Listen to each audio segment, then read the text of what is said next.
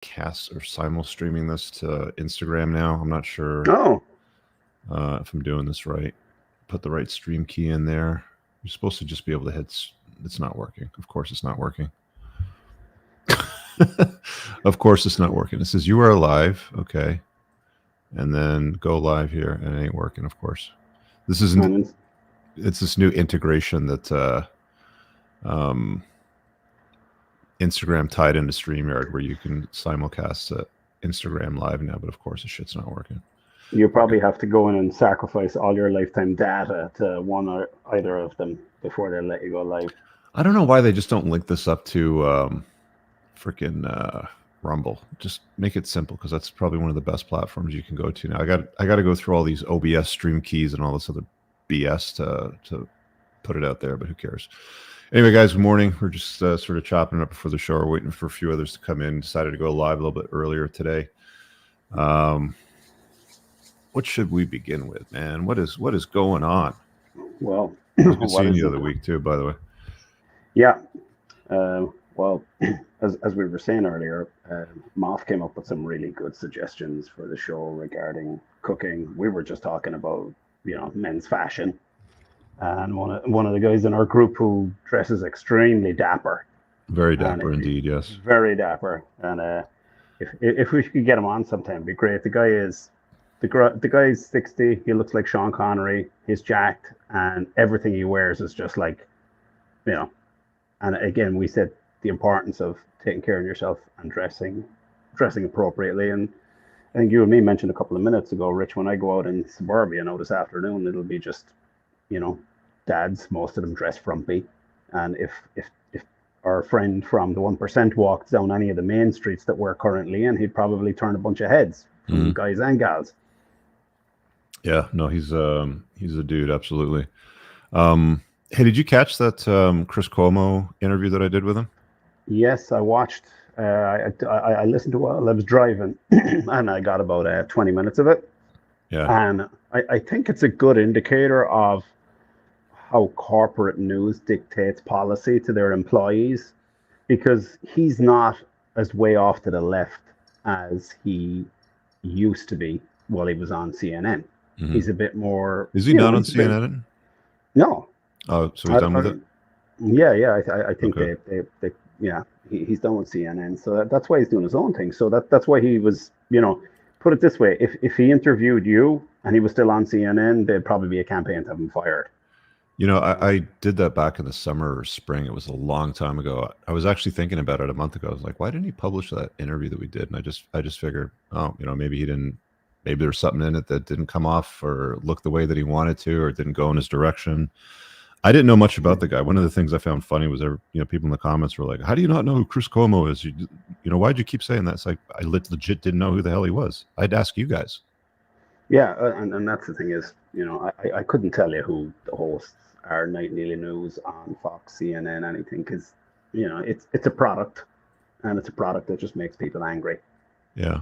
Here, let's do this real quick. So if you guys want to go check it out, there's it's like an hour-long video on his channel, the Chris Cuomo Project. I thought he's an all right guy. I mean, we had a pretty good conversation about it, and I think it's, reasonable to talk to people from all sorts of walks of life. So, you guys can go watch it later on and leave a kind comment on it. I think it's pretty clear when you look at the comments. A lot of his audience is pretty plugged into Comforting Lies, though. He's a jacked guy. He's a fit dude. He's big. He's muscular for sure. Yeah, like there's no question about it. He takes care of himself, but he's still quite a bit plugged in. There's a lot of self-deprecation during the conversation about himself and bigging up his wife, and like people that aren't him. And you should really be putting yourself first. But it is what it is. Yeah, I think I might have told you. I met him once. I think in 2003. How was he? At his father-in-law's garden party. I'll try to put this really politely. He looked me up and down, and he decided I didn't have any money and I didn't have any status. And I was kind of insignificant to him. His wife, her sister, his father-in-law, they were all friendly, shook my hand and everything. He just looked me up and down like I was one of the servant boys. And I just noted that look from him. I was like, wow. So there's a bit of a disconnect with his online persona where he tries to connect with the average Joe versus who he is in private.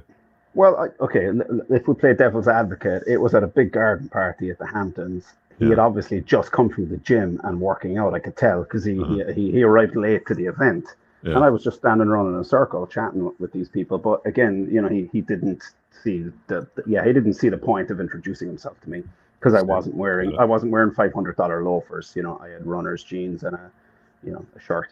Got it. Guys, by the way, I want to make a quick announcement. I was sort of struggling with this for a few months. I've had this YouTube consultant on with me for there's Moff. I've had this YouTube consultant on with me for I don't know, the last 90 days. And the one thing he kept trying to encourage me to do was, you got to sell your members, you got to get members, and have member tiers and offer member benefits and all this sort of stuff. And it got to the point where it's like, okay, look, if I do that, does that improve the reach and the algorithms on the channel? And he kind of had a look in his eye, and he never really said anything, but I could kind of tell. So I'm going to do a little test here going forward, and I think this will solve a couple of problems too.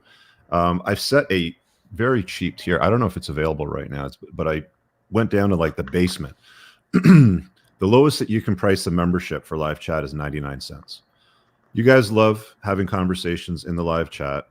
I mean, if you want to do the $4.99 tier, do it. Awesome, thank you. Or just do the 99 cent, just to like signal to YouTube that the channel is building memberships, which seems to be something important internally to them. Just it's 99 cents, dudes. It costs way less than a coffee today in like pretty much any coffee shop. So the other thing too is Moff and I probably need to discuss this component of the ladies' night show, because when you guys disparage in the live chat or in the comments afterwards, it makes his job really hard lining up the gals to come on the show, right? Like they have a genuine interest in wanting to have the conversations with us and do the shows. But if you're shitting on them constantly in the comments, calling them names, they'll see the content, they'll read the comments, they'll be like, no, I don't want to do that. So you make you make Moff's job very, very difficult. So we're asking you kindly to stop doing that dumb shit. No point. Like, what's the benefit to shitting on somebody in comments? I think it's because it's popular with all the morons in a certain space on the internet now, is to get chicks on and slice them up, and these clowns follow suit and go into the comments and try to do the same thing. Yeah, I mean, I get it. There's angry people out there, and it's like, at the end of the day, you won't be angry if you're the absolute best version of yourself. It's just not possible to happen. So anyway, we'll move on for that. But do us a favor, sign up for the membership. That gives you access to the live chat. And I'm guessing it's going to improve the reach with YouTube as well, which is also important. But thank you. Moff, what's going on, brother? Yeah, that's a good little PSA there. I did one on my show on Thursday, and people got all in their feelings about it and got all poopy pants, and we're throwing some comments about, you're censoring people, and what about free speech and stuff like that. And just, you guys can get bent, man. Like, we're doing for the reach of the channel. We're doing what we're doing so we can get people on, that we can keep, doing content. And yeah, I mean, I've never really understood it. I mean, I understand there's no accountability. You don't have to come up here and talk to the women yourself. If you're a commenter, you can just yell at people that you'll never have to face. Or I mean, you guys don't know. There's been a few that I've dealt with that have gone nuts on me after because of the comments. Yeah. And I mean, I'm talking weeks and weeks and weeks ago, and getting comments and people DMing them, and it's just not a good look for like guys that follow us. And if you guys are supporters, I mean, it's tough for us to be able to say, hey man, like, yeah, these guys are good guys if this is the stuff that we see. So in the ticker below, it says guests waive all rights to privacy on this live podcast. Direct message Moff Unplugged on Instagram to be a future guest, or you can get on the email list to get the field reports. That's a ticker that I put on there so that if these gals are going to harass Moff afterwards, oh, dude, I didn't like something that somebody said or some comment. It's like, it's a live show. We're not modifying it. We're not editing it. It's a live show. So it's, it's as simple as that. But they've I think what we'll do, Moff, is maybe at the end of the year, we'll do like a year-end show, and we'll sort of recap everything that's happened on this channel, especially with ladies' nights and the general shows and everything like that. And, dispense some insight as far as what it's like, behind the scenes, because all people do is they'll watch a show with a podcast, whether it's in person or the way that we do it, and they've got access to a live chat, and they just want to shit on somebody. And it's like, okay, that might be part of the reason why a lot of the channels in the Mano Swamp have been demonetized and lost reach, simply because of some of the language that's being used. So, you can get the content, you can get the information, you can get the feedback from us, you can watch us sort of navigate some of the slopes that these gals run onto, without being a douche. It's entirely possible, believe it or not. I think being able to communicate your point without being a douchebag is kind of a bit of an alpha signal, because it's easy to be a complete douche and pop off comments on Twitter and the internet. But I mean, just learn to articulate yourself. But yeah, I mean, if some chick is saying something that's way off the deep end, you call it out. But we'll deal with it. It's not like we're going to let it slide. Yeah. And it's fine to ask questions, man. Look, there's some guys that send in some supers that says, hey, can you ask the ladies this? Can you ask the ladies that? And that's fine. I mean, don't be an idiot about it. I mean, if you guys think we're going to sit here and say stupid stuff like, what's your body count? Then you're on the wrong show. Wrong show. Go to another channel. There are shows. They're never going to tell you the truth for that. So it's that's not what this stuff is about. I mean, if you guys have been watching long enough, you should sort of know at this point, the point of Ladies Night, what it's all about. And I mean, I think we had an awesome show this past Wednesday. I mean, very forthright guests. I mean, there was some stuff that came out that sometimes you don't know what's gonna hit. Yeah, it's dude, you ask a question, and she's like, and you're like, wait, hold on, wait, what? So yeah, that's always interesting when we kind of get them to that point. Yeah, if you didn't watch last Wednesday's show, watch it. It's pretty compelling, especially the older gal that was divorced and stepped out on her husband. My gosh, you'll see the build up to that. It's just wild. Muff, we were talking about the Chris Cuomo conversation I had with him back in the spring, summer. Did you watch it? Just wondering what your thoughts were on that. I got the first couple minutes so far. I've not watched all of it, but I've been through some of his comments, which are interesting. A lot of people are just still aren't ready, man. They're just not ready to listen to the truth. I've always said it, people love buying comforting lies. They sell way better than the cold hard truth. They want to be lied to. There was a comment on the video, and someone said, "I tuned out as soon as I heard the word alpha." Yeah. And but imagine that word being so triggering. Yeah, but seriously. No. In fairness, Cuomo phrased it right. He said, and he brought it up too. He brought it up, but he said a guy that's perceived as alpha. So he was saying that this moniker would be attached to a guy like him. He didn't say declare I'm alpha, and neither did you, Rich. It was just using modern vernacular. This is what a guy who would be fit would be called, a tall, fit, well built guy. You know. So it was but he did have the air of kind of apologizing for taking any sort of masculine stance on stuff, but and again, that's where we've ended up now.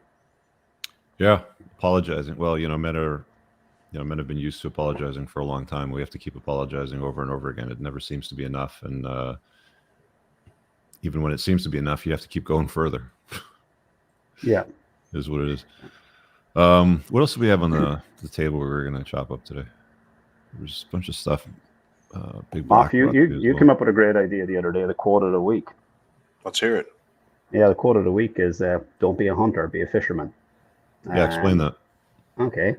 It's, if you're, what does a hunter do? A hunter stalks, goes after, seeks out prey.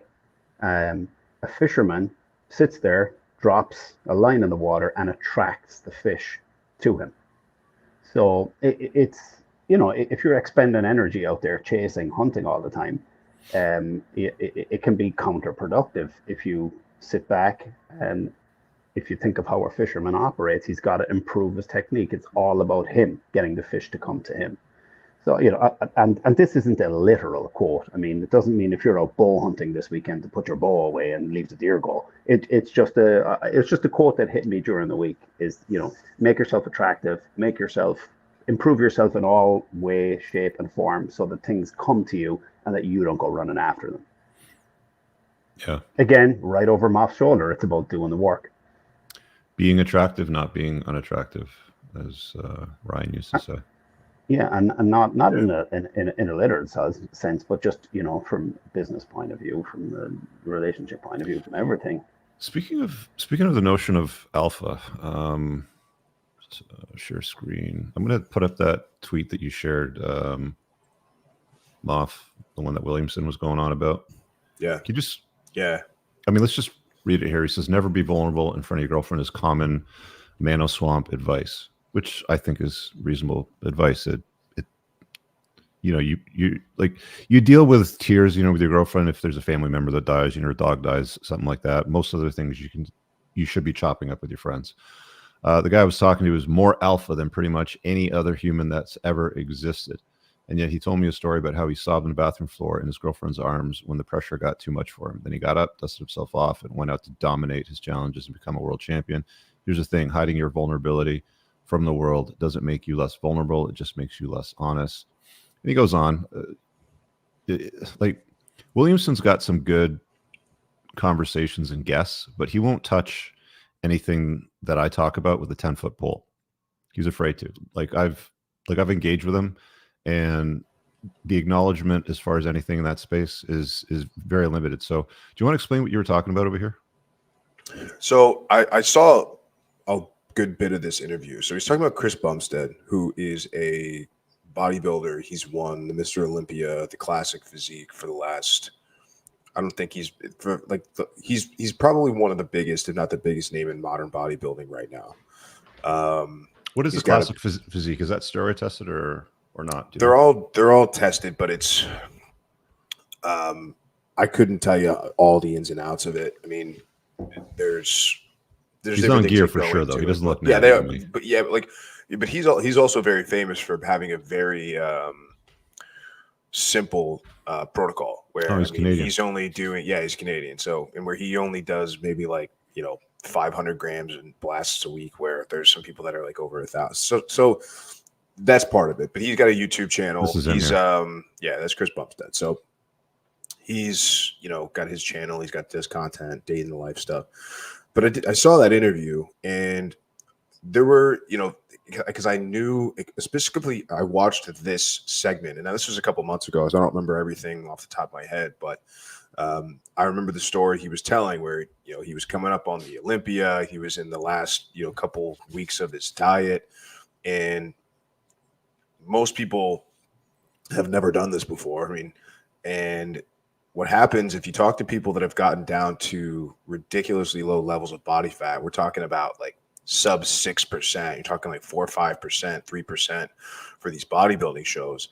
Is that you have no energy, you have no libido. It's incredibly unhealthy to be at that low body fat percentage. It's incredibly unsustainable. You never see it. It's exhausting. You have no energy. You have no libido. You don't want to do anything.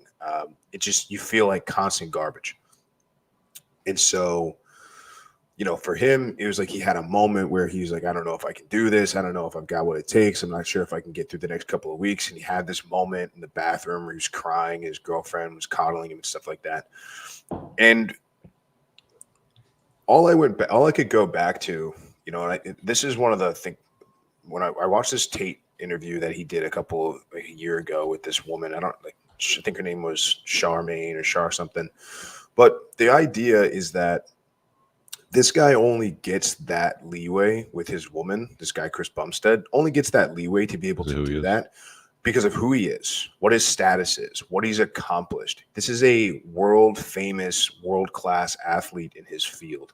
He is nationally recognized as a top-tier alpha male for the dum-dums out there But my whole thing was there's a reason behind it. I mean, if you're Joe Schmo, you're not Chris Bumstead. This isn't you.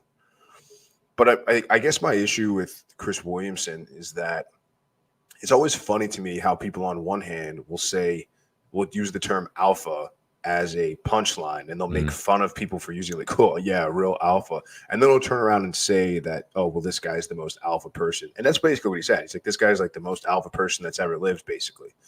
And I wanted to say, like, actually, sorry, dude, like, no, like, yeah, man. I mean, he's done great feats of, you know, physicality, and he's a world champion bodybuilder, but you know, so I just think it's tired when you have. You want to see something funny? Yeah, go ahead. Sorry to interrupt. So I just looked him up on Twitter. He actually follows me, so he knows about my stuff. That's really interesting. That's really interesting. That's super interesting. Maybe we gotta. I wonder what brought him to hit the follow button on my account. That's super interesting. Yeah, we gotta. Maybe set something up. Maybe reach out to him. Here, I'll shoot him a DM right now. So do it. What was the criticism, guys, that he broke down crying in front of his girlfriend? He's basically saying like, oh well, everybody in the manosphere is wrong, saying you shouldn't be vulnerable, shouldn't cry in front of your girlfriend because this guy Chris Bumstead did it and he's a world champion. So if he's allowed to do it, so can you. It's just very much all of it is feminism nonsense. It's just like. Okay. But it's also the criticism was to wrap it up was just, and again, it was more of, you know, if you're so worried that your girl is going to leave you or think you're weak or whatever and cry in front of you, or crying in front of her, then you just have the wrong girl and she's just not like the one for you. It's just very old, tired advice that we always hear from dum-dums that don't know what they're talking about. My analysis is that, you know, if you're having a real hard time as a dude, and you have a network of guys like us, and you end up breaking down in front of guys like, you know, if we were together and I was having some stuff and I ended up in a pile of, you know, on the ground, you guys would probably respect a man more for doing that in front of you guys and not doing it in front of his girl. You know, I'd be like, guys, I'm in dire straits at the moment. This is happening, and I'm not going to go to my girl because that's a weak move from, you know. Because what is she going to do? You know, I mean, look, like. I remember I was chatting with, and I've run some polls recently with some ladies for some things. I did one this past Thursday talking about who's going to pay for what and this and that. And a couple of women, you know, messaged me after, and we had some conversations about some past dating history and some things. And one of them was just like, you know, it's hard dating. She's in her early mid-20s. She's like, it's super hard dating guys my age because they don't kind of know where they're going. But what's weird is that so many of these guys will be extremely forthright about that on the first date or second date and admit like, yeah, I don't really know what I want to do. Don't know where I want to go. You know, I'm stressed about money. And she goes, ugh, yeah, I don't like that. And not because she's a gold digger and not because she's like, oh, I need a guy that's rich, because she almost, this is what she told me, but, you know, maybe she could be embellishing a little bit, but her stance is that she's like, well, how are you going to date me? I cost money. I don't want to be a burden on you. You know, I feel guilty for wanting to be a woman in a traditional woman in a relationship or dating where I expect the guy to pay for stuff. I expect him to be putting the, you know, foot in the bill, which is a lot of them, most of them that expect this. So it seems like there's all the information that people are telling men is like, share everything, be completely open and honest with the girls, and that vulnerability and honesty will make them love you. And it's just, it's the worst advice. Whenever a girl asks you to be vulnerable, say, do you mean vulnerable like I dropped the soap in the prison shower, or emotionally? And that usually stops them in where their they're tracks. going to take you eventually if you keep listening to the advice. Yeah. There was a clip to a Sadia Khan conversation with another gal. I didn't recognize her, but she was on a podcast interview, and they were talking about vulnerability and cheating. And basically, like, the 6-minute segment of that clip just boiled down to men need more friends and need to be able to talk to them more, right? Like, they need to be more emotional about stuff. And they got the part right about talking to men about stuff, but the emotional part is like, there's a lot of shit that you can, like, you know, I'm gonna tell you something right now, that there's a lot of bullshit in your life that you can work through by hopping on a motorcycle, by going to the gym and lifting weights, or by going, you know, to a dojo and hitting shit. You really don't need therapy for the most part. Being emotional is a straight line towards contempt. it's definitely the fastest path to content with a woman, because there's nothing that turns off a woman more or dries her up faster than you being a bitch. She just doesn't Also, want to deal with regarding it. therapy, I had a lot of benefit from going to therapy for about 2 years, 3 years. But I have the suspicion that therapy in Romania is very different to what therapy is in the US. How was that for you? Yeah, that's interesting. Therapy in Romania is probably a bottle of vodka and a slap up the side of the head. No, it was very technical. There was a lot of analysis over the kind of statements that I was making and the kind of beliefs that I was holding. And was it a male therapist or a female one? A female therapist. Okay. So you got benefit from a female therapist in Romania. Interesting. Okay. Carry on. We got to the source of a lot of my internal tension, and I actually wanted to work through it. But 3 years in, I decided it was taking too long, and I don't have 20 years to get all of this fixed. And I went to Peru for ayahuasca. And you solved everything in a ayahuasca ceremony? Well, I think I solved most of the things that I wanted to solve. I definitely got a huge benefit, and as a consequence, my life cleaned up afterwards. But I really wanted to get better and to fix some things. Question for you: like, how useful have you found psychedelics for dealing with shit? Ayahuasca, psilocybin. Well, here's the thing. If you have the intent of fixing stuff, so it's not just recreational for you, there's a lot more benefit than just the marginal benefit. The benefit that you get by just going through the motion. There were people there that did the same things that I did, took the same doses, and didn't exactly get the same benefit or to the same extent.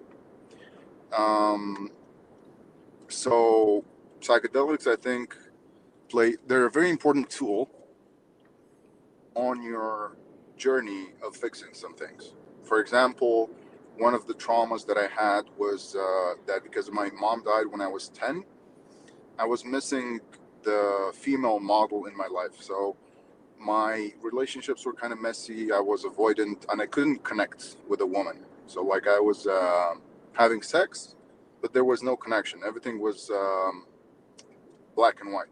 There was no color. So that only came very late in my life. Interesting. Well, it was work for somebody at least. I mean, I've done marriage counseling, before, and that was just a colossal waste of time. That just demonstrated to me that I had married the wrong person. It didn't solve anything. Remember, if anything, it got me to the point of, okay, so now I have more clarity faster, and it's time to untie the knot. Remember, it's a sort of clarity anyway. Yeah. Sorry, 50? Yeah, remember when Donnie Brasco got out of marriage therapy in the movie Donnie Brasco, Johnny Depp? Yeah. But no, just to echo Dragus' point, I went to see a female therapist probably like 10 years ago, and I went in and I sat down on her sofa, and she goes, "You look absolutely beaten," she said. And of course, naturally, I was married, and she encouraged me. Actually, Rich Cooper advice. She said, "You have a group of guy friends," and she said, "Why don't you join a drinking club? There's tons of Irish drinking clubs around." So I did. That was literally, she said, "Get a tribe." Get a tribe of men and get drunk. Yeah. Well, yeah, I mean, go do man stuff. Yeah. But Moff, you mentioned some great points yesterday in the chat about cooking, and if you want to discuss some of that, I can drop a few names and a few suggestions. One more thing that I'd like to add is that go ahead, Dragos. For me, therapy was very educational. It was like, hey, okay, let's see where you are. Let's make an analysis of what you're doing, what you're saying, what you're thinking, what you're feeling. okay, we've done the analysis. Let's work on this. Once you've done this, we can work on something else and move forward. And it was not like, it was like school. Like, here's what you need to do, and now you go do it. If you don't do it, you won't improve.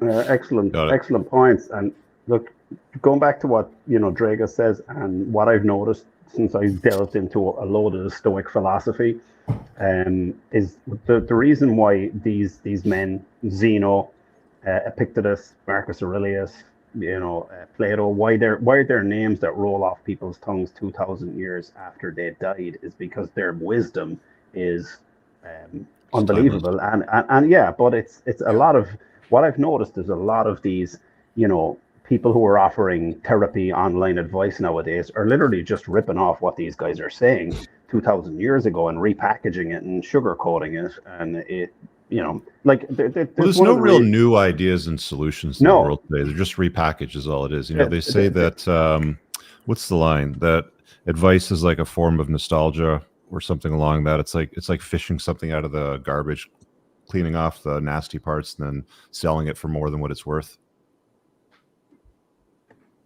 But you will find that a lot of stuff you hear echoed from, like, you could turn on Joel Osteen, Dr. Phil, any of these people. I can listen to these guys and I'll see Marcus Aurelius pop up. I'll see all the great quotes from all the just being repackaged.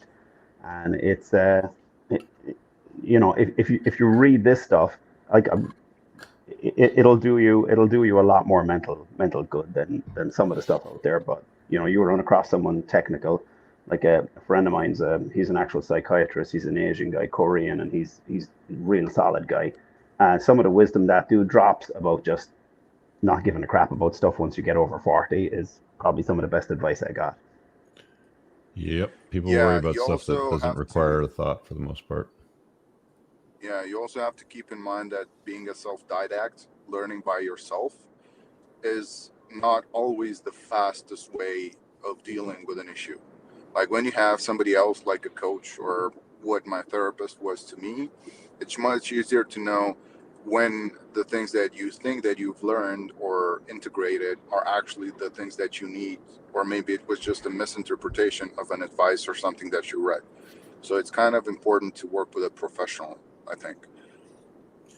I look at therapy and therapists as the same way I look at, personal trainers. Or I think it's difficult. It's extremely difficult to find one that knows what they're talking about, wants the best for you, and doesn't want to keep you sick. So you're going to continue to keep paying them year after year after year. It's the reason why I generally don't think men should go to therapy at least here in the U.S. Like, the APA is a sham of an organization. It's got this feminist, liberal, woke agenda. It's completely dominated by women in the U.S. I think it's like 80+% of our psychologists are female. I think men do better with more of a coaching model than a therapy model. And people will come after me. People come after me about this and say, oh, well, therapy is different for everyone. But I think when we talk about therapy, we're talking about talk therapy. You go into an office or you get on a Zoom call now in 2023 and you lay in a chaise lounge and you talk about how you're feeling and this and that. And so for a lot of people that do it, it's this vicious cycle of, I go to the doc, I talk about all my problems, I get to feel better because I don't have other people to talk to because nobody cares because I'm a man. And then I leave feeling better. And then slowly over the course of a week, I feel worse and worse and worse until it's Thursday again, time to go back for more therapy. So it becomes this endless vicious cycle of just feelings. And so what I think therapy doesn't do for the vast majority of people, especially the vast majority of men, it's not concerned with treating the sickness. It's concerned with treating the symptoms. It's about how you're feeling. It's not about the underlying reasons that you're feeling depressed or you're in bad moods all the time or that you have problems. It's more of, how do you go? Men need to change their lives and be more satisfied with their lives. Well, how do you do that? You get good at stuff. You get the body that you want. You get the women that you want. You get the money coming in that you want. And if most men would focus on taking care of those three things, I think, first, and then if there was other stuff left over, I think, look, do I think there are guys out there that have legit stuff they need to unpack and deal with? Absolutely. But do I think that the average man is depressed? No, I think they're just unhappy about their plight. And I think that they have a lot of work to do. And it's easier to be told by somebody that you're special and that your feelings matter than it is to have somebody like us say, shut up and do the work and then see how you feel in a year. It's interesting that humans are the only species that sit down and talk about shit and pay to sit down in a closed room on a couch to somebody that has a degree framed in mahogany on the wall, right? It's like, what did they do 1,000 years ago? Well, they took the guy out for a hunt. You kept it in house. That's the thing. You kept it in the house. You kept it in house, right? You didn't go share it with somebody else or share it with a stranger. No, you took the guy out for a hunt. You figured it out, right? But it's also cut in for a minute right here. The kind of therapy that you guys are talking about, I would call that, I don't know, psychological masturbation or something. Perfect. My therapy sessions were hard. At some point, I was sweaty. I was exhausted by the time the meetings were done. We did hypnosis a few times, and I just went back home and I went to sleep. It was a lot of work. It was not, okay, so what did you do today? Yeah, I have to agree with you on that, but going back up to Moff's point, it is a business at the moment, and you can go through YouTube or your feed, and there'll be ads popping up all the time, and they'll literally be bombarding everybody, telling them there's something wrong with you. You need a therapist. It's like, and that to me is the what do you call the light and fluffy coffee cotton candy type of therapy. I'm broken, just as Moff said. I'm special. I need to be this. But as you said, Dragus, and I know a couple of people that have gone through stuff like you've gone through, and they've it's literally like they've been in the gym for 3 hours when they get out. Yeah, and if you really want to put in the work and go ahead and better yourself, yeah. Again, also, I think there's an issue and the big difference. Like Romania is an ex-communist country. Over here, the entire healthcare system is a lot different. You don't get prescribed pills just so that, I don't know, big pharma companies can make money off of you. So there's not this entire predatory system that wants to keep you hooked on their services, on their products, on whatever, doesn't exist here. So it's not like that. Yeah, So even with a therapist that would work with you, and if in 3 months you don't get better and you don't improve and you don't put in the work, they'll just quit you. They'll tell you, like, you don't want to do the work, go on, find somebody else. Every single person that I've talked to that's had a girlfriend that's been on antidepressants has always said the exact same story. They got fat, they lost interest in sex, and they just became numb. Zombies. Basically, yeah. Yeah, they just like sort of like melt your ability to have any kind of like ups or downs or anything. And you also get fat and you don't want to bang anymore because it inhibits your neurotransmitters. And it's not just that; they pop up other stuff. I mean, I remember like my ex, man. I mean, she was on. Yeah, you said she was on SSRIs, right? And she was on multiple SSRIs. So her thing was, I mean, she was messed up. No. So I mean, like but it's a combination of like SSRIs, not taking care of themselves, not eating healthy, working out, like her daily, she would have to she had one SSRI that had negative effects. So they put her on another one that was supposed to counteract the negative effects of the first one. So now she's taking 2 things when she could be taking none. And they become so comfortable with the pharma industry and just taking another pill and popping another. So then you graduate to other stuff, or you add more things to your sort of your pill resume there. Yeah. And you'll throw in other stuff like shit food and caffeine. I mean, her routine would drive me nuts. It would be she would wake up 8 or 9 o'clock in the morning right before she had to go to work because she was tired. She would get a gigantic coffee from Starbucks or Dunkin'. She would drink that. She would drink another one around 2, 3, 4 o'clock. She'd be so wired that she knows she couldn't get to sleep. So she had to take a sleeping pill, which knocks her out for like 12 hours, which she had to take at 8 p.m.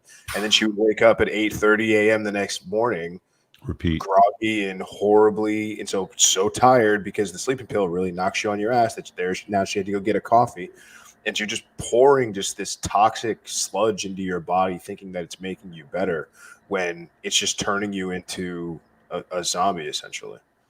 Do you think tribes in the Amazon rainforest suffer from anxiety and worry about the future and retirement and whether their kids will get into a good college? And I No, just it doesn't find exist. it doesn't exist. I just When you're find busy and have things to do, it doesn't exist. It's only and in when this you're society where you like plugged scroll in, through social media and like, yeah, oh, she's prettier than me and You're thinner bored. than me. I'm going to yeah. pop some There's pills to fix that. yeah, there's another quote that says, "If anxiety is other people, then the phone in your pocket is hell," because it's going to. But I find that modern plugged-in advertising from every corner is bombarding people with worrying about the future, and just there's two quotes here. There's one from Marcus Aurelius that says, "Never let the future disturb you. You will meet it with the same tools that today arm you against the present." And Seneca said, "He who suffers before it is necessary suffers more than necessary." And I just find a lot of people plugged in today are constantly worried about the future. Oh, how am I going to do this? How am I going to do that? And again, and then the pharma companies pop in. Well, we have something that'll help you with that. Maybe turn off your TV and unplug for a while, and you won't be worried about all of it. It's a cultural thing. I completely agree, and it's great to get the Eastern European perspective. Not only the Eastern European perspective, the European perspective, because in Germany and France and other places, it's even more restricted than in Romania. But what I wanted to say is that you can find, like, I don't know, look at Indonesia or somewhere else where it's very easy to find any kind of steroid, any kind of drug, just about anything you want, right? It's easy to find. Some penalties are high, but people are still not doing this kind of, I don't know, yo-yo that Moth explained about his ex. It's a cultural thing that's been put into the movies. It's been put into, like, it's culturally acceptable. So when you do that, there's no pressure from everybody else telling you, like, hey, this is not okay. And that's only in the US and Canada. It's nowhere else. Like, if you go do that in Mexico, your nana, your, I don't know, cousin-in-law will tell you, like, hey, you're fucking yourself up. No, there's no room for bullshit meds on bullshit problems that don't really exist. I want to switch gears and point out something that I noticed the other day. I was out at Costco, and I've noticed that there's a lot of tall men out there with inherent features that women generally desire, except for they're covered in fat and they're anxious and they're uncalibrated and they have man boobs. And I just can't help to think, like, how many of these guys, if they just lost some weight, ate properly, and calibrated themselves to what works in society, would just be so much happier and better off, because they just have this like dopey sort of like look about them. Do you guys see that? I mean, now that I've mentioned it, you may see it everywhere now. I'm just wondering if that's something that you've come across where you're at. Not everybody is a leader. No, I agree. There has to be betas with alphas, for daylight and nighttime to shine, sort of thing, right? You made a great point on Cuomo's show the other day, Rich, and it was something I noted. And you just said, optimize yourself. Okay. Yeah. No, if you're not born to be 6'2" and jacked, well, optimize yourself if you're 5'5". As I said, some people are born Ferrari, some people are born Toyota Corollas, and if you're born in Toyota Corolla, have yourself clean, have yourself in shape, have yourself running efficiently. Yeah, but it's just like optimize yourself. Yeah. So I look over at this guy, and he's in the other queue to check out, and he must have been about 6'5". Like, I'm 6'2", so I'm looking up at this guy, and he just tall, like blonde hair, blue eyes, just fat with man boobs, right? And I just can't help to think, like, dude, you would crush it if you just lost some weight and learn how to train or fight or something. And it's just like, I wonder how many of these guys are the same ones that are like trying to hate on us, Moff. You see like the comments of these haters, and it's like they got nothing better to do, and so they make up stories and lies in their head. And it's like, I mean, like the ones that you do see, they just look like goofs, and the ones you don't see, they're sock puppet accounts, so you never really know. But they're mostly hiding from something anyway. Yeah, I mean, the guys that we roll with, the guys that are in this group, the guys that are 7, 8 figure earners, the guys that are jacked and in shape and that have great relationships with women are not on YouTube acting a fool in the comment section or the chat section. I mean, that's kind of the way I look at it. So I kind of, I have a certain belief about people that tend to do that and how they likely are in real life. Did you guys see this clip with Will Ferrell? It's disgusting. The caption says Will Ferrell is a homosexual. It's disgusting. Watch this. It's like 30 seconds long. Forget about the entertainment world. Isn't it just time? Isn't it just time for women to run the planet?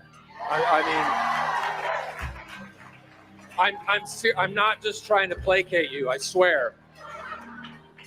But I don't know what else to do because we, men, we've been running the show since what, 10,000 BC, something like that? And we're not doing so good. So please, can you guys just take over? Forget about the internet. Unreal, eh? Dude, I need to relax after that 30 seconds. I need to chill out after that because I'm just you know what just hit me as he was saying that. You think about ancient Egypt, ancient Greece, Rome, the Enlightenment, the Medicis, France, Italy, explorers. Shut up! I'm not going to curse. Sorry. Yeah. No, he's I mean, he's a comic, so at first I thought it was comedy, but then when you hear the audience, responding to the conversational pieces, and he's clearly not in comic character when he's speaking, you're just like, dude, really? Like, this is what you think of yourself and men? Why does he look so bad? Well, he's old. I mean, he's gotten older. We all look worse as we age. Dragos, you'll get there one day too. Divisiveness sells. Okay, if you saw Steven Crowder this week, his video, he went into a black barber shop, and it was a bunch of dudes. He couldn't believe it. He just said, "It's not the world isn't as divisive as the media sells." And he went into a black barber shop and he shot the shit with those guys, and it was awesome. It was off the hook. Like those guys are a lot more conservative and a lot more aligned with, your average white guy than the media will tell you. Yeah. Apparently, we've done a terrible job over the last 10,000 years, and we want women to take over. Dude, women have taken over a decade ago. Women run the world today. Trust me. We've only built the greatest society in the history. Look how shit it's going. Humankind, and it's going so terrible. This is why you should never listen to actors or celebrities. There's a reason you should never listen to these people, because they're doing everything for the audience, they're doing everything for attention. Well, they don't live in the real world that you and I live in. Yeah, and they also their predisposition, like their programming, their hardwiring has been adapted to read lines and act. Right. So if the Hollywood narrative, if whatever it is that's being fed to them as a function of culture, their agent, whatever films they happen to make, of course they're going to start saying shit like men suck. We want women to take over. We screwed up. Please, save us from our own, like the self-deprecating shit, right? Like you saw it with the Chris Cuomo interview as well, right? Like there's a few times where he's self-deprecating, right? Like, I'm a bit of a meathead, or I'm a goof, it's like, stop it, guys. It's about being relatable. Dignity, that's the thing. It's about being relatable for them, because if the more people they're relatable to, the more people that are going to buy their stuff, go watch their movies, doesn't relate to me. Specials. So that's the thing. They're saying these talking points like Chris Cuomo, like, oh yeah, I'm goofy, I'm just like a regular guy. Like, dude, you've been on TV for like 20 years. I mean, your family is essential, like political royalty, right? You're not like everybody else. You are not like us.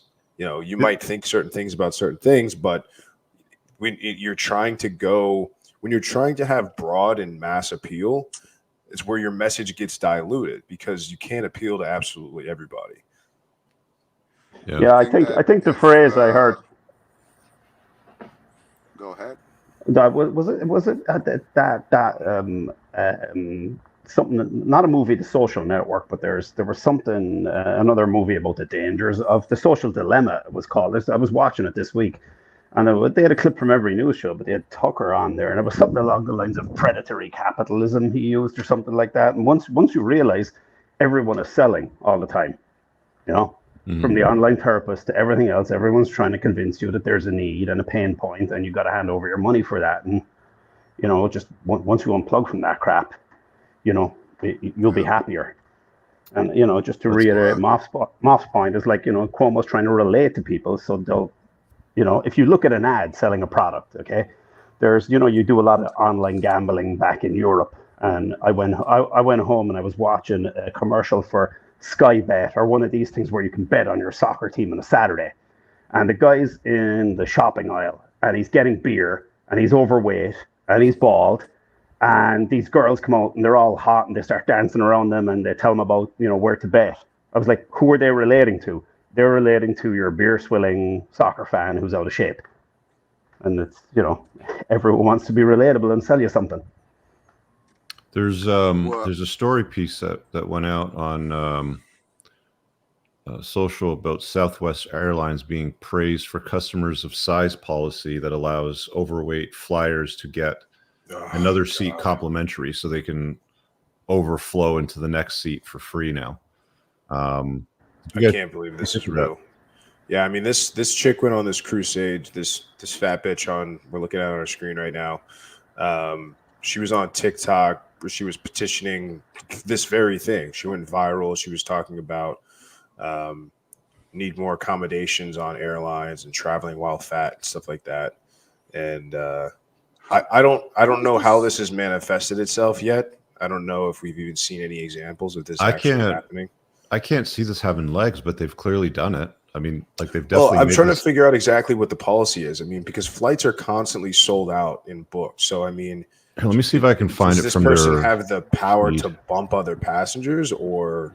This is Southwest just figuring out that the population's getting fatter and dumber, and they want them to be the airline of the fat, dumb people. Let's see here. Well, it's being fat is not good for the airline industry because you sell fewer seats, and it's already an industry that's been hemorrhaging money for many years. It's not just that though, too, but I mean, they're also giving a complimentary seat to somebody that's.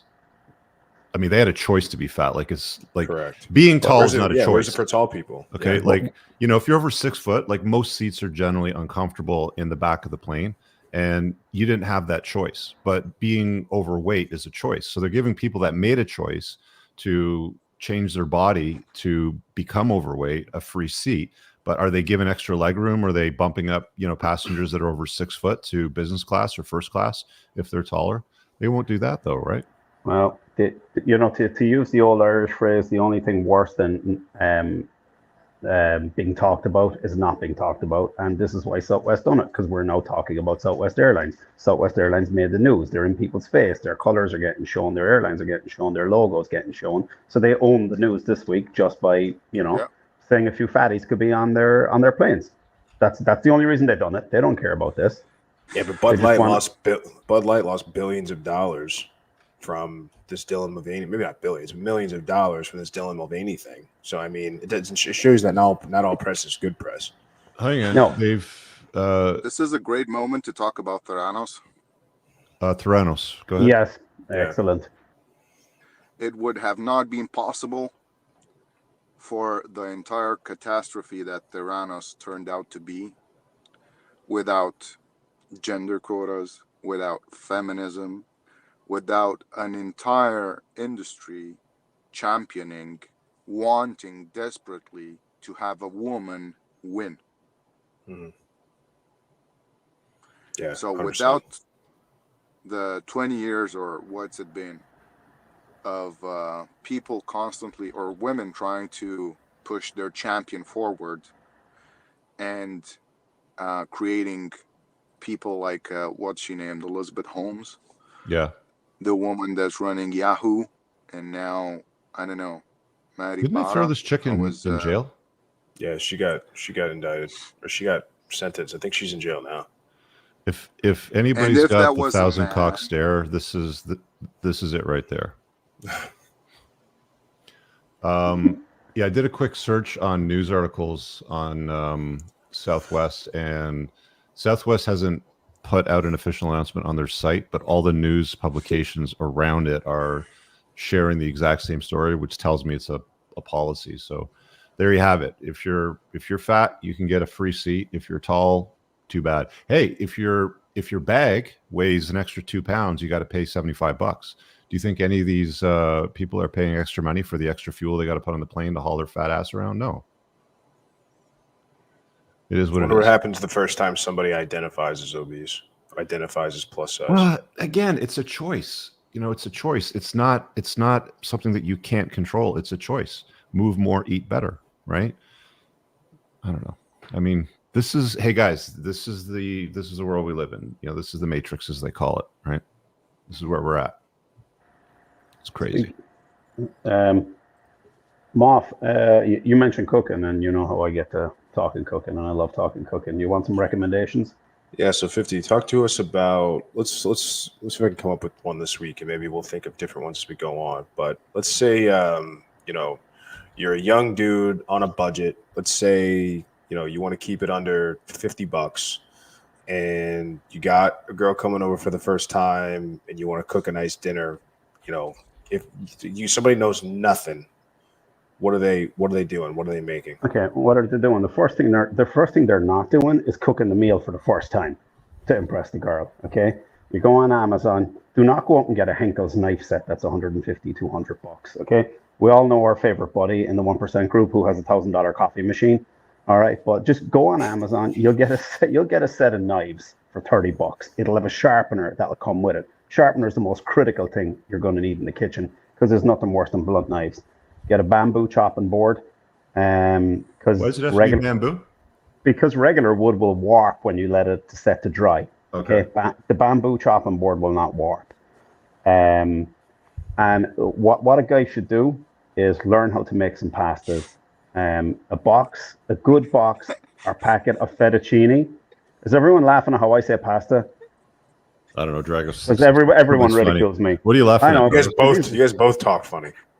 Yeah, fucking. My idea of the first dinner would be flex at an expensive restaurant. Call it a day. Yeah, 2 bottles of wine, call it a day. Okay, but no, what I'm saying is, listen. $50. Yeah, it's okay, under 50, Moff. Yeah, $50. Yeah, okay, get some fettuccine, get some pesto, grated Parmesan cheese, and heavy whipping cream. All those ingredients you'll probably get out of the store for $115. And then write these 3 or 4 names down. You have Gordon Ramsay. He's got some great basics, but you have there's an online YouTube chef called Babish, Babish. Yeah. There's a kid called Joshua Weissman. That kid used to be morbidly obese in school, get bullied, and he does some of the best dishes, real easy, and he'll put up how much it'll cost per serving. Then there is the Giga Alpha Chad of chefs, my hero, Marco Pierre White. He's not in very good shape, but he threw people out of his restaurant in London because they complained about a dish. And he went, well, I'm the Michelin star chef. Get the F out of here. He's a total Chad. And then there's an Irish guy, Kevin Dundon, Dundon. I copied one of his dishes or got one of his recipes for chicken thighs and our 2 friends, the Odd Couple, who are members of the 1% who live down in Nashville. They cook this every week now, and you know the one, Moff, where I put the chicken breasts into the Ziploc bag with the honey, the chili, and the soy sauce, and let it in for 12 hours, and then throw it into the oven. Yeah, that's good. That's really tasty. Yeah, chicken thighs are very good that he does. Yeah. So if any of your buddies, like as you said, want to keep under $50, heavy whipping cream, half a jar of pesto, and warm that up, and then throw your cooked fettuccine in there, and thicken it up with some Parmesan. That thing, you really can't screw that up. And I've had my neighbors ask me to FaceTime to show them how to do that because they were just blown away when I done it. And it's as simple as hell. And here's the thing, it's like when you guys go to the gym obviously a lot, you got to get your form and shape. You're going to screw up the first couple of times. And if we were up in Canada last summer, and I'm not going to say names, but let's call him Weldy Truck, okay? Our friend that drives the big, because Weldy Truck, because a welding truck is a big manly thing, and I'm going to give it a cartoon name. But we were up at Weldy Truck's house, and I made beef short ribs, and he could not shut up about them for a month. And him and his wife tried to make them the first time, and he said they screwed him up. But the second time they tried, they hit it out of the park, and it's become their family Sunday dinner ever since now. And he keeps going on about it. And so I would follow those 4 chefs and just get a basic knife set off, $30 on Amazon, $15 for a bamboo chopping board, and you're gold. I have a have it, man. I have a simpler proposal that's very effective. DoorDash. No. So this guy that I knew a long time ago, he was a player, and he's like, you need fire. He goes, fondue is the key. Cheese fondue, get some grapes, get a French baguette. It's going to cost you $20. Get a bottle of wine. Boom. Because when you get the flames going, dim the lights, you got a little melty cheese and a stick, and it's all gooey, and like it resembles something. You know what I'm saying? Like it's sending a signal. Trust me, cheese fondue. No, I haven't seen you in the kitchen, Rich. I've seen you sit down and consume my bacon, so I'm not going to trust you on that. And listen, here's another thing. I wouldn't be bringing a cheese fondue over to your place. It's like it's like bringing a freaking knife over to a gunfight. I'm just going to sit back and eat. But listen, if there's a, I'm just saying it's a simple route to go. What I call a predatory ad I see on Facebook is this big jacked dude with a beard, and he's got this crazy looking knife that looks like a Norse axe, and he's like, "Oh yeah, buy this." Don't buy that damn thing. Buy the $30 knife set on Amazon.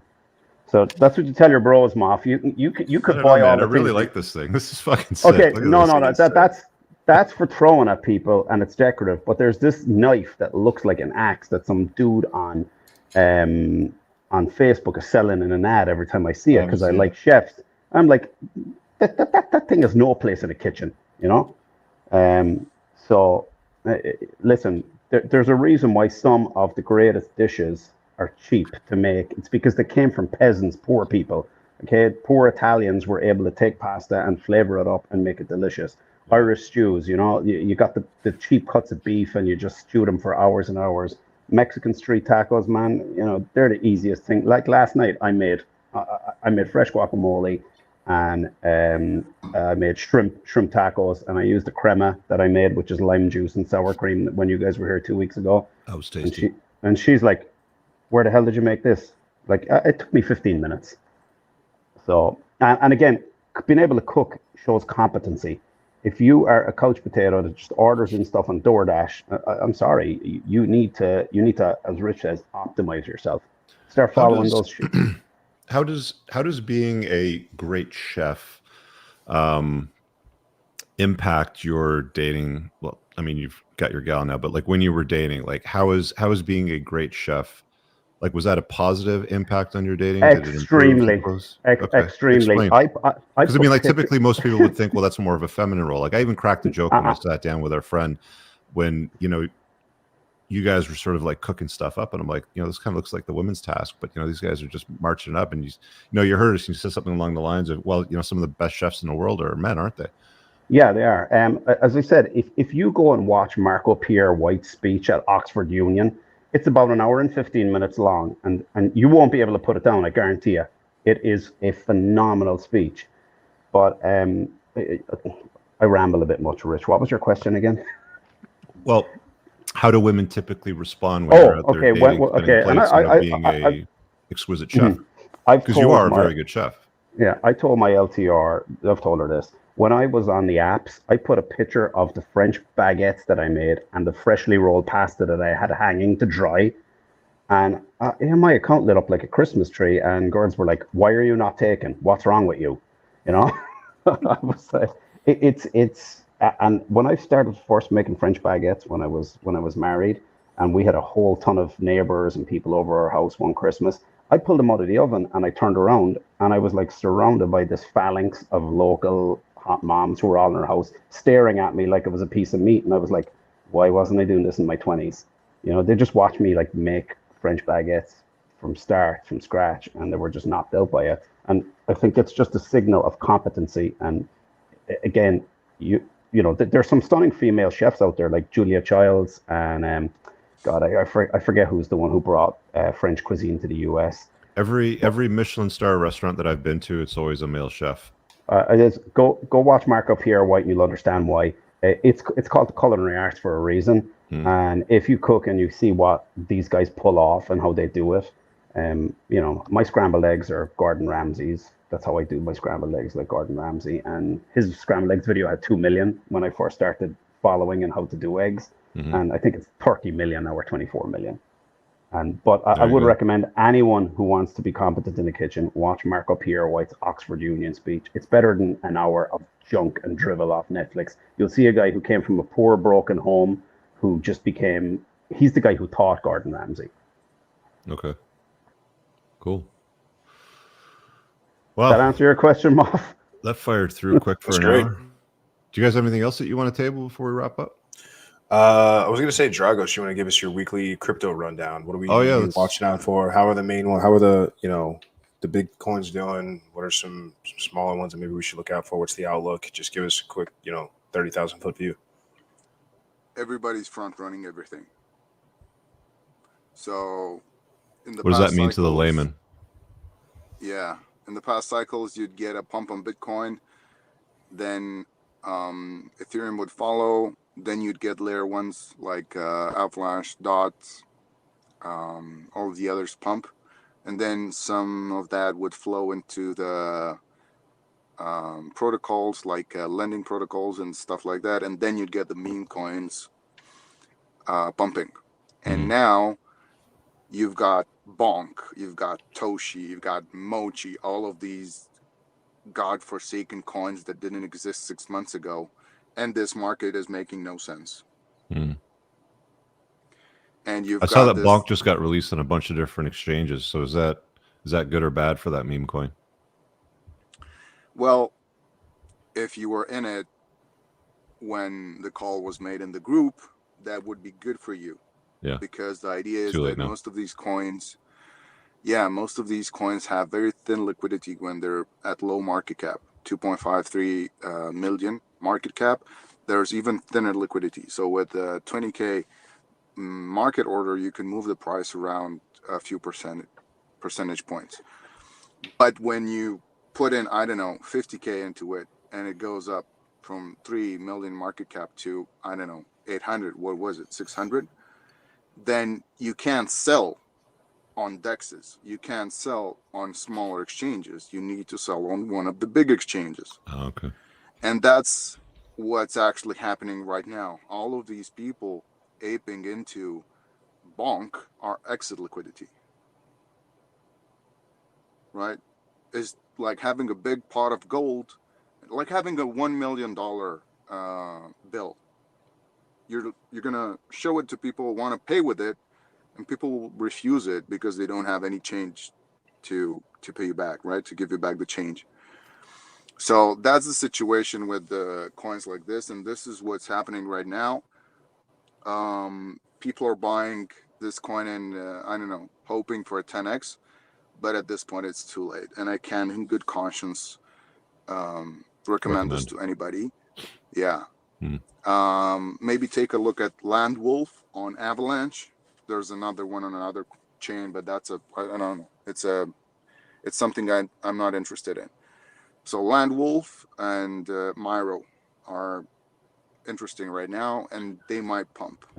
So for those watching that don't know, Bonk, this meme coin, did 737% in less than 30 days. Actually, I'm going to go to 7 days. It did 90% in 7 days. That's insane. It's fucking insane, and I think everybody's kind of caught on to the 4-year cycle, so people are a bit more knowledgeable.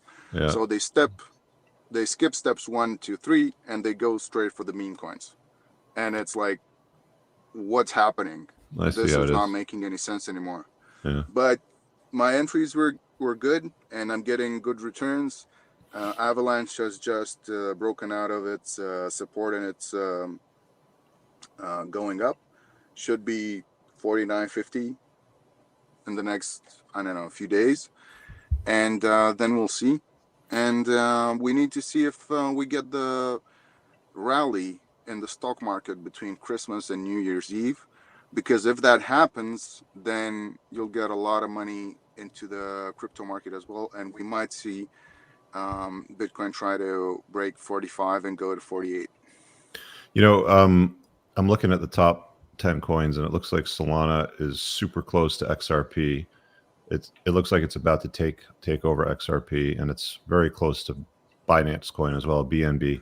I have a feeling it'll probably surpass even Tether in this cycle, maybe even Ethereum. It could be the number two coin, potentially third or fourth coin. Solana's got a lot of upside. Yeah, and it also doesn't share its market value with the layer 2s. So because of the humongous fees on Ethereum, a lot of layer 2s like Arbitrum and the others have appeared, right? And they're taking away transactions and they're taking away value from Ethereum, right? And that doesn't happen with Solana. It doesn't have layer 2s, at least as far as I know.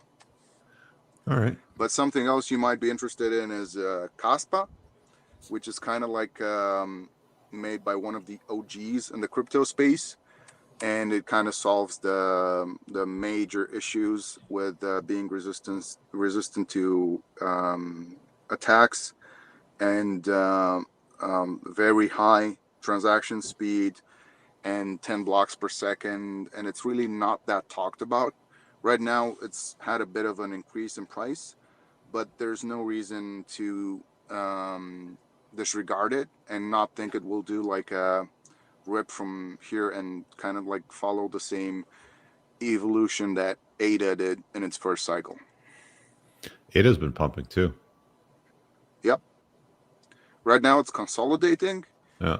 And a lot of the energy in the market has gone into all of these meme coins and all of these, I don't know. Fair enough.